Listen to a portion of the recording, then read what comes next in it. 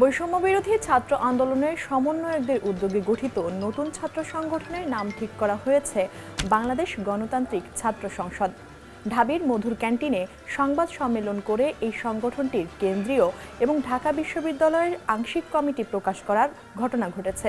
আর এই ঘটনাকে কেন্দ্র করে ঢাকা বিশ্ববিদ্যালয়ে দুই পক্ষের শিক্ষার্থীদের ধস্তাধস্তি মারামারির মতো ঘটনা ঘটেছে।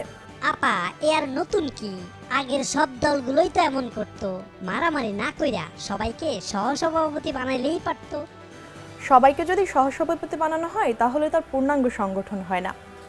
যাই হোক, গতকাল যেসব শিক্ষার্থীরা বিক্ষোভ করেছে তারা সবাই বেসরকারি বিশ্ববিদ্যালয়ের শিক্ষার্থী, আর তারা চায় এই নতুন ছাত্র সংগঠনে তাদের প্রতিনিধিত্ব নিশ্চিত করতে।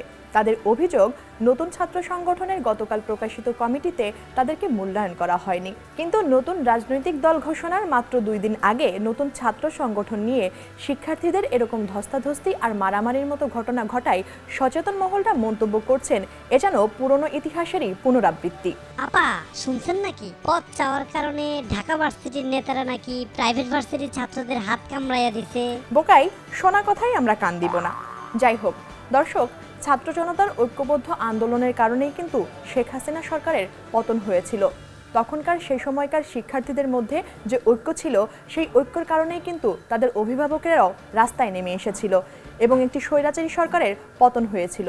কিন্তু আন্দোলন সফল হওয়ার পর খুঁটিনাটি বিষয় নিয়ে শিক্ষার্থীদের মধ্যে যে মতপার্থক্যের ঘটনা ঘটছে, মারামারি হানাহানির মতো ঘটনা ঘটছে, এই বিষয়টি নিয়ে কিন্তু পুরো জাতির কপালে চিন্তার ভাঁজ পড়ে গেছে।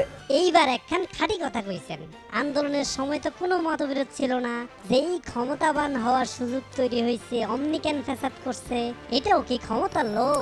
তা তো ঠিক বলতে পারবো না। দর্শক, ছাত্রদের নতুন রাজনৈতিক দল কিন্তু চলেই এসেছে।